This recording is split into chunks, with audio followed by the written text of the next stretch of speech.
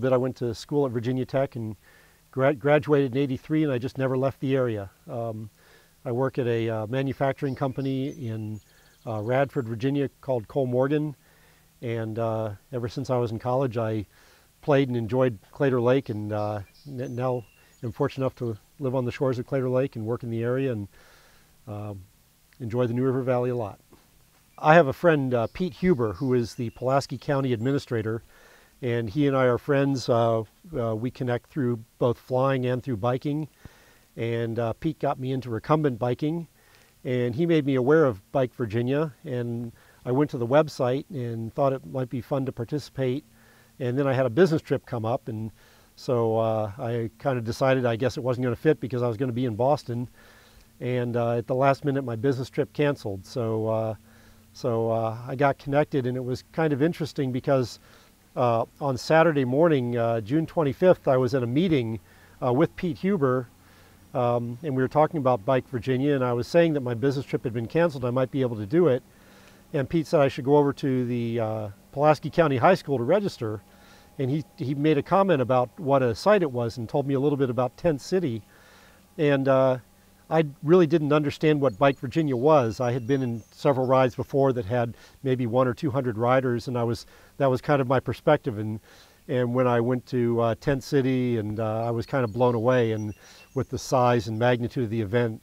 And so I'm really looking forward to participating tomorrow. Well, I'm going to do the 20-mile loop out of Radford, and I'm going to do it on my 36-inch unicycle.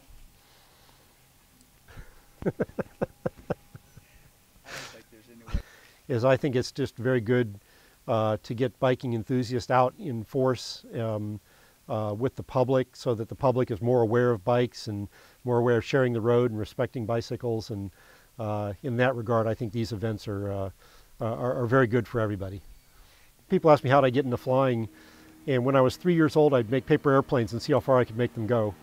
And as I got older, my flying just got bigger and more expensive into model airplanes and radio control, and then I was in the Civil Air Patrol, and I competed for and won a solo scholarship, and got my private pilot's license in 1978, which was after my freshman year at Virginia Tech, and I've just been flying ever since. This pontoon plane is the third plane I've owned. Even though I got my license in 1978, I didn't buy my first plane until 1996. I was always renting until then. And then I bought a little Grumman Yankee, which is a little two-seat, sporty little plane.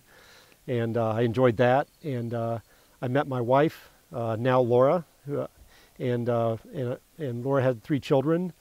And so Laura enjoyed flying, and so we flew around in the little sporty Grumman Yankee, and we ended up getting married. And it was the proverbial bachelor had to sell the sports car and get the station wagon. So I sold the Grumman Yankee and bought a Cherokee 6, a 6-seater single-engine plane, which we could put the whole family in and baggage and go travel. And I enjoyed that. And then we started building the house here on the lake, and the airplane had to be sold to finance the house. And so I was airplaneless for a period of time. And then how I came to have the pontoon plane is kind of an interesting story. The lake is owned by Appalachian Power Company, and they have a shoreline management plan that regulates what homeowners can build along the shoreline.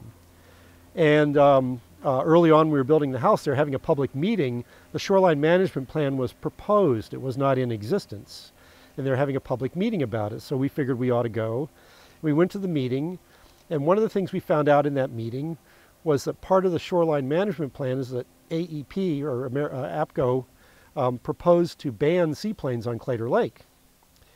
And so we smiled and were very friendly, and Laura and I walked out of there and said, we can't let that happen. And so we decided we were going to battle that. And we did it on 2 fronts.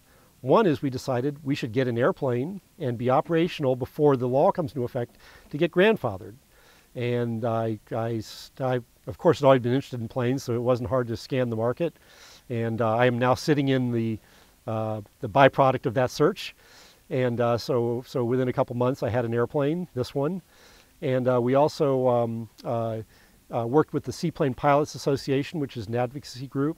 and did a presentation for the power company and the planning commission and the local groups that were putting the shoreline management plan together to educate them about seaplanes.